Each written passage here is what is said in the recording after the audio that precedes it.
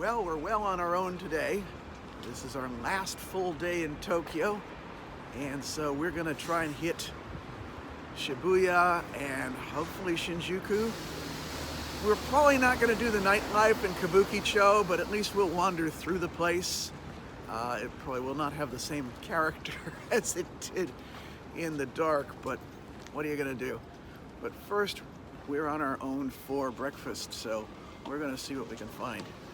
I'll be honest, we are generally leaning towards chain restaurants here because most of those don't exist in the States.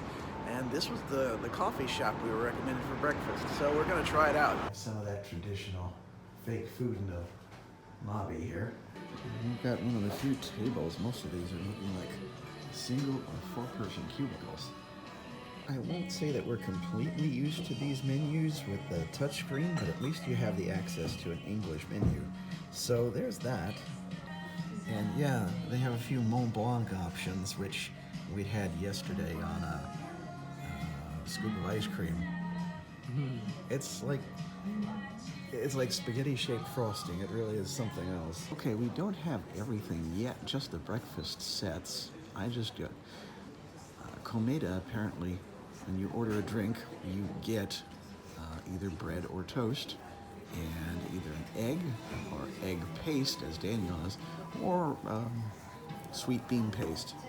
We weren't quite that daring, so. In fact, I'm even a little nervous about this egg. Oh, it's nice and warm, but I don't know if it's hard-boiled, soft-boiled, or what. So, probably gonna be soft-boiled.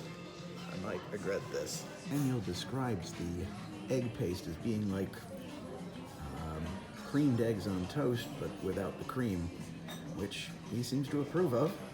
As for me, I've finally gotten my boiled egg opened up, and oh, lovely. It's hard-boiled. I'm gonna take this just as it is. That's actually kind of surprising, because they do have a tendency to have soft boils. And it's almost like it's pre-salted. It's really very nice. Meanwhile, it would seem that the rest of our order has gotten here. The curry toast, which turns out to be toast with a pot of curry sauce that we can dip in or put on the toast straight away. And something called pizza toast with plenty of egg. Yes, that's how it was translated in the menu. And so they also offered to put mayonnaise on it as well, which all seems very strange for pizza, but this is Japan, not Italy, not America.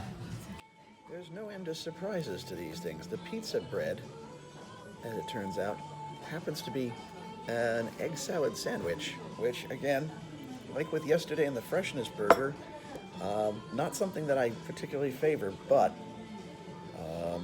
this also has whole pieces of tomato and, oddly enough, lettuce as well. So this is going to be a really strange sandwich for me to try to eat.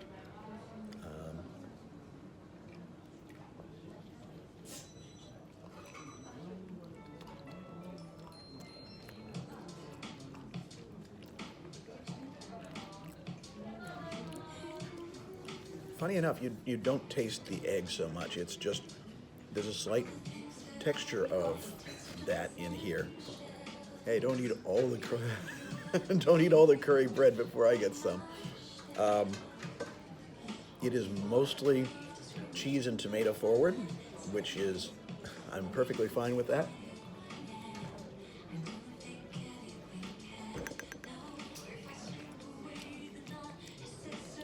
Okay, the second bite, there's a lot more egg in it, but honestly, it's not so much taste as mouthfeel. You have the chunks of egg and the paste, and I guess, yeah, there's paste in here, much like Daniel was talking about. So it's definitely a breakfast dish, even though you don't think of pizza as being that unless, you were talking about leftovers from the night before. But it's an interesting take.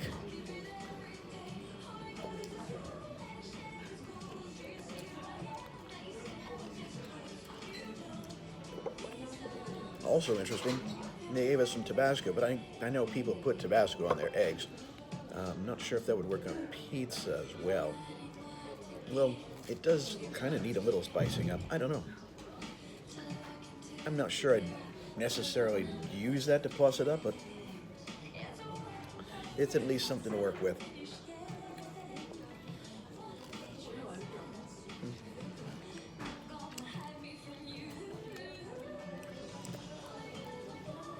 I will say that Daniel had taken issue with the omurice sauce being a little too sweet for chicken parm. This doesn't seem to have that problem, or maybe it's being offset by the egg. I really couldn't tell you. Meanwhile, the curry sauce has a little bit of vegetable in it, or maybe that's beef. So I'm going to take a dip into this.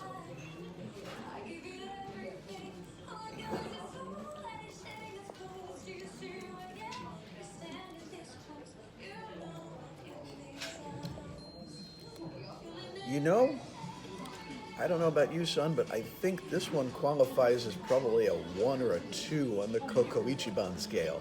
This is not spicy at all, which is the perfect thing for a morning repast. You don't want to be knocked on your butt first thing in the morning. This is something that's just warm and comfortable, not searing and intense. And it's just what the doctor called for, I think, first thing of the day. I was wondering what they were going to do with this and how they were going to make curry toast. For a moment, when it was brought out, they set the bread down first, so I thought, okay, maybe the curry is baked into the toast so it has a flavor. Then you get this little pot of the stuff, and okay, it all makes sense now. But it's not something I ever have thought to put on toast, but it actually works as a breakfast food. I'm gonna have to start doing this in the future because we've certainly got access to curry sauce in a lot of places. So,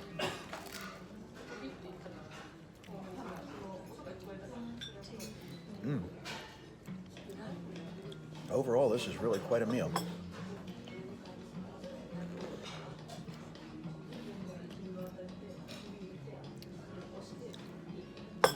Honestly, I won't say this is disappointing because I don't know what Cafe Viennese is supposed to be. I have not been able to find a mocha here in Japan at all. For all that they seem to know what mocha is, they don't serve it, and it's not available in any of the canned coffees or anything like that. It's a bit of a surprise, but sometimes you got to live with these sorts of things. So, but all in all, it's sweet. It's got the one I got had honey in it, and I just like my coffee sweet. So at least it has that going for it.